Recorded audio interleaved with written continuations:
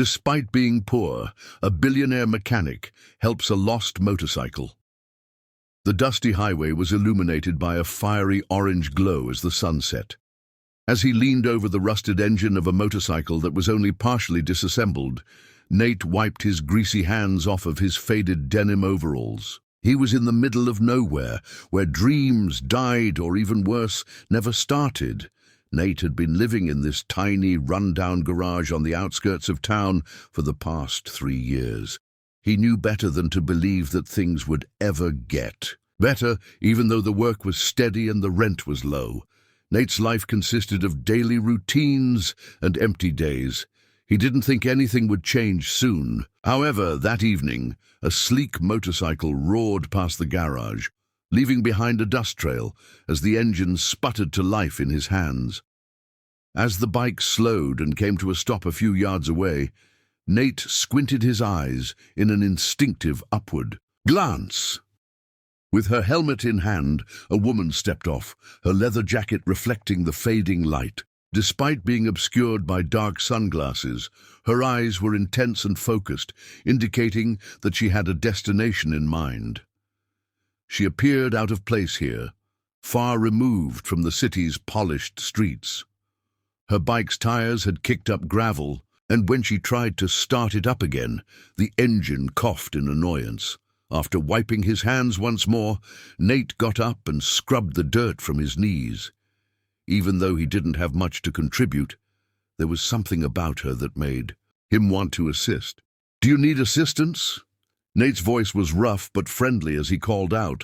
The woman gave him a stiff stare, as if she were evaluating him. She did not respond immediately. She returned to her bike and attempted to start it again, but it refused to move. Nate walked cautiously over and said, "Looks like you're stuck. You can make use of my tools if you want to."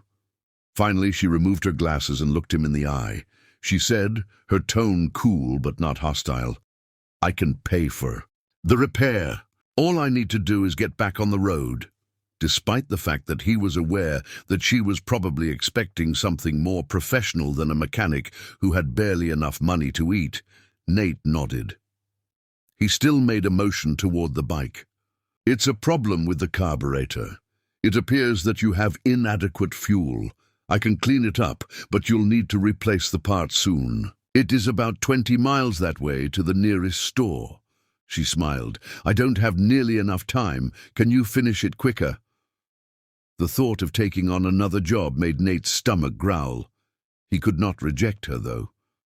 He said, trying to sound assured, "I'll try." She crossed her arms and tapped her foot on the ground as she watched him work. They were silent for a brief time. As Nate worked, the only sounds were the clinking of metal and the occasional hiss of engine air.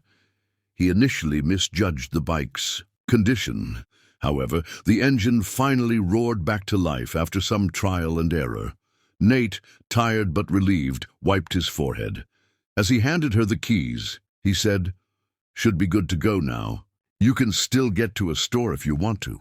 A small wallet was pulled out of the woman's jacket pocket, and she opened it to find some cash inside. Nate shook his head in defiance when she offered it to him. With a weak smile, he said, "I don't need your money." "It's just what I do," he said. She stopped and paid close attention to him. She said, her tone indicating frustration, "You should take it. You ought to be compensated for your efforts." Nate shook his head once more, softening his voice. "I engage in it out of a desire to assist. That sums it up." The woman seemed to become softer. Before returning the money to her wallet and giving him a nod, she paused for a moment. "Well then, thank you. It means a lot to me." She started her bike with that and turned back to him just as she was about to ride away.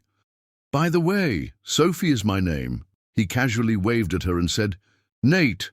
She vanished in a flash, the engine's roar disappearing into the distance.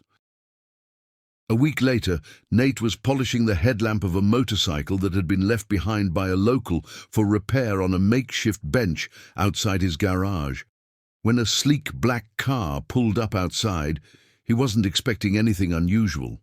Just another quiet day. Sophie stepped out through the driver's side door, now wearing a business suit, and she looked nothing like the biker he'd met. After wiping his hands on his jeans, Nate got up. "Is everything fine?" he asked, perplexed.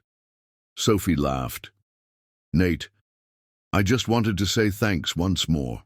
Since I left, I've been thinking about you." He tried to act cool and shrugged. It was insignificant. "I'm glad I could assist." He received a small envelope from her. She said in a soft voice, "It's not nothing. I wish to perform a service for you." Nate opened the envelope, still unsure of the situation. His eyes grew wide when he opened it. A check was within, a large payment. He had never seen anything so big. "Is this—" He was speechless as he looked up at her. Sophie gave a nod.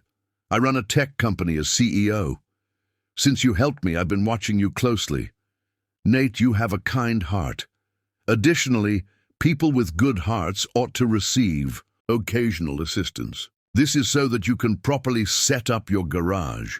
You have talent, and I believe you ought to have more than just a passing paycheck." In shock, Nate shook his head. I have no idea what to say." With a warm and sincere smile, Sophie replied, "You don't have to say anything.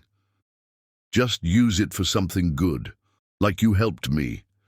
As she turned and got back in her car, she drove away as quietly as she had come. Nate stood there, overwhelmed. Nate's small garage began to flourish after a few months. He had enough money to hire an assistant, make the place look better, and even start working on bigger projects. Although he wasn't rich, he was finally living the life he had always wanted. As he was working on a project one afternoon, he noticed a familiar motorcycle in the parking lot. Sophie. She exited the vehicle again, in a straightforward outfit of jeans, a t-shirt, and a ponytail. Using a rag to wipe his hands, Nate grinned. "Well, look at who has returned." Sophie laughed. "I've been watching you closely." "How are things going?" Nate said, pointing to the newly organized garage. "Better than ever. I can't express how grateful I am." With a shrug, Sophie, "You deserved it. You just got a little push from me." Nate acknowledged his thanks with a nod. "I'm beginning to think that people like you don't come along very often." Leaning against the bike, Sophie replied, "Well, I like to think the world could use more people like you." Nate quickly came to the realization that it wasn't just about the money. Rather, it was about kindness and the power of selflessness to alter someone's life forever. Nate smiled as he followed Sophie as she once more rode off into the distance. Nate leaned against the workbench to consider how much had changed over the past few months. The world was still full of surprises. His tools were finally well organized, the garage had grown, and he had a steady stream of customers.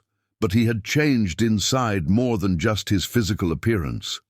Not only did Sophie provide him with a small financial boost, but she also served as a reminder that there are people in the world who care and see value in other people, even when they cannot see it in themselves. The roar of an engine caught Nate's ear late one afternoon as he was closing up. When he looked up, he saw an old, beat-up truck slowly driving down the gravel road that leads to his garage. He had grown accustomed to the sleek motorcycle, but the truck reminded him of something. The door creaked open when it stopped, and an older man with weathered hands and a stern expression emerged. The man said, his voice rough but with a hint of politeness, "Got a problem with my truck?" "I heard. You were the person I should call." Nate smiled as he wiped his hands on his jeans. "I'm your man. What is the problem?" Nate lost his focus for a moment as the man began to explain the engine problem. He couldn't stop thinking about Sophie. A sense of possibility which he hadn't realized he had lost had been ignited within him by her generosity. The kind of belief that people can occasionally, just occasionally, improve one another's lives. He found himself taking his time working on the truck, not because he had to, but because he wanted to. The straightforward act of repairing, assisting, and restoring something to life now brought him joy. The man seemed content with the fix when he was done, as the sun had set below the horizon. "How much do you owe me?" As he dug through his wallet, the man asked. With a warm smile on his face, Nate shook his head. He said without pause, "It is on the house." He caught the man off guard as he looked at him. "Are you sure?" Nate gave a nod. "Yeah. Simply forward it whenever you can. When someone else is in need, help them." The hard exterior of the older man cracked for a brief moment as his face softened. With a hat tip, he said, "You got a good heart, kid. These days, you don't see that much." Nate stood there for a moment, listening to the engine's hum fade into the evening air as the man drove off. It seemed right. Nate knew he had to do it, despite the fact that it was a straightforward action. Sophie came back a few weeks later as he worked on a vintage bike that had been left there for a complete overhaul. This time, she just wanted to check in and see how he was doing. She didn't have a specific reason. She did not have any significant gestures or checks to present.